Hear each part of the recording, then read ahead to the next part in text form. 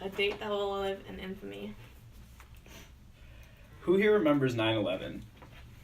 Well, for those the generation before us, they remember 9/11 as they would remember December 7th, 1941, known as a date that will live in infamy due to FDR's speech. On December 8, 1941, President Franklin D. Roosevelt delivered his famous "A Date That Will Live in Infamy" speech to ensure the innocence of the United States for the events at Pearl Harbor and inform the nation that all necessary matters of defense were being taken. During this presentation, we will go over the things that were unsaid, the critiques that we gave him, the praise, the influence, and the application. Franklin D. Roosevelt was born on January 30th, 1882 in New York and was elected president March 4th, 1933. Roosevelt was the 32nd president in office. He won an astonishing record of 4 presidential elections as a Democrat. He directed the United States government during most of the Great Depression and World War II. According to Robert Dallek in the book Franklin D. Roosevelt and American Foreign Policy, 1932 through 1945, written in 1979, says that Franklin was Assistant Secretary of the Navy during World War I. He spent time in France as part of Navy Department duties to detect military activities firsthand. Also, Roosevelt was Commander-in-Chief of the Veteran Corps of Artillery of the state of New York while being Governor of New York State. As a vigorous military leader, Roosevelt initiated the development of the world's first atomic bomb. His work later on impacted the creation of Bretton Woods and the United Nations. Sadly, Roosevelt died in office on April 12, 1945, due to cerebral hemorrhage. Roosevelt is rated often by intellectuals as one of the most significant U.S. presidents in office, as well as George Washington and Abraham Lincoln. Now Mitch will inform us on the context. On December 8th, 1941, the speech was delivered after the events that transpired at Pearl Harbor. FDR stood in front of a joint Congress meeting at 12:30 Eastern Time, with the eyes of the nation watching intently. The setting of the speech was a display of great power to show that he was in charge of basically our needs, I guess. He had not witnessed the events directly, so that kind of went towards like a lack of sincerity. The nation was distraught, so that sense of power and guidance in Washington, D.C. with the Congress overpowered the insincerity of the location. Oh, and now to Vanessa for the cause. President Franklin Roosevelt called December 7th, 1941, a date which will live in infamy. On this day, the Japanese Navy Air Force attacked the United States naval base at Pearl Harbor. This attack led to the United States' entry to World War II. The bombing at Pearl Harbor killed 2,300 Americans and completely destroyed the American battleship. According to America's Story, the attack sank 12 ships and 9 others were damaged. 160 aircrafts were destroyed and 150 were damaged. The day after the surprise attack, President Roosevelt gave a speech to a joint session of Congress asking them to declare war on Japan. So now Eric will talk about the audience. President FDR gave this speech to the Congress with the knowledge that the speech would be relayed to the people of the United States of America. Most of the people of the U.S., along with Congress, had not witnessed this event of the Pearl Harbor bombing. While family, friends, and concerned citizens were grieving over this tragic day, FDR stood in front of them and delivered this speech in their moment of fear. For them, FDR's speech was a rally speech for them to support the war effort and stand up for their country and the soldiers who were killed in combat.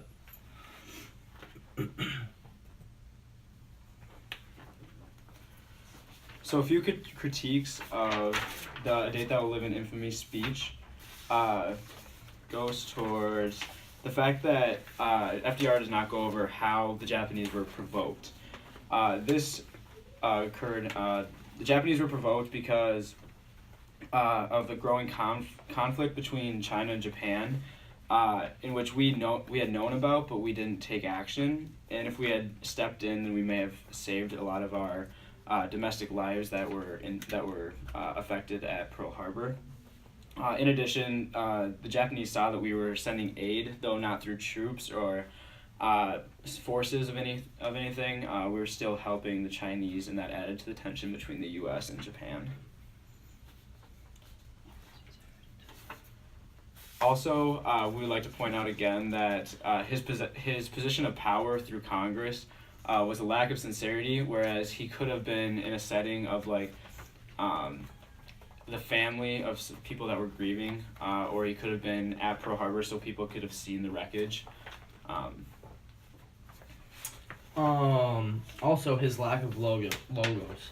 He states in the second paragraph, many American lives have been lost, and he easily could have used a number, but instead did not have the knowledge of that.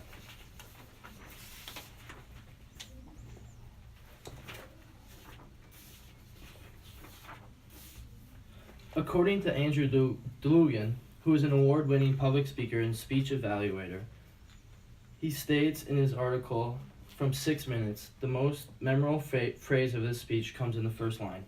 The label infamy foreshadows the tone of the entire speech. The definition of infamy is the state of being well known for some bad quality or deed, and FDR's entire speech about how Japan did this dreadful thing to not only Pearl Harbor, but multiple other countries as well. Roosevelt used many literary devices in his speech to appeal to the audience emotions through pathos. He consciously aimed for an emotional, delicate speech to Congress and the American people.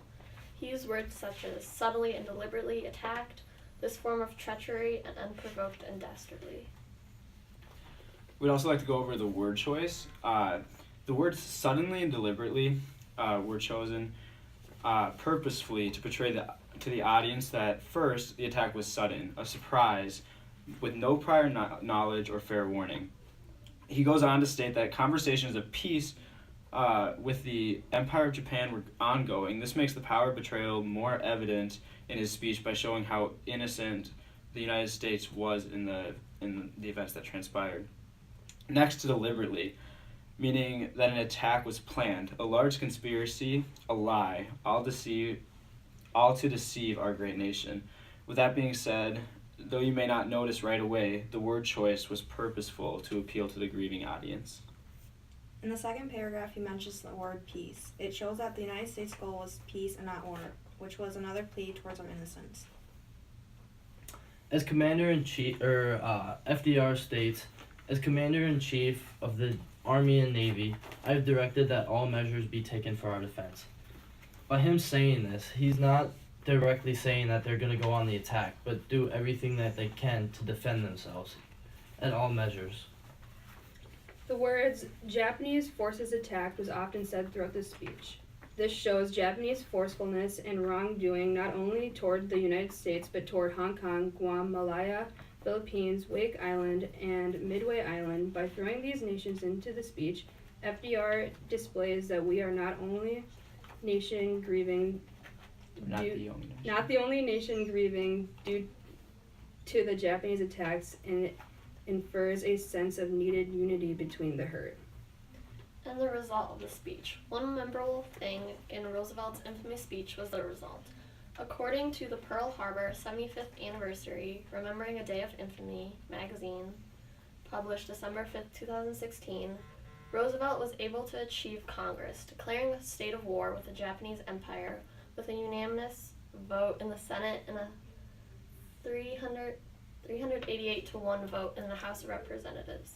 This speech was able to gather the support and enlist hundreds of thousands of Americans into the United States military.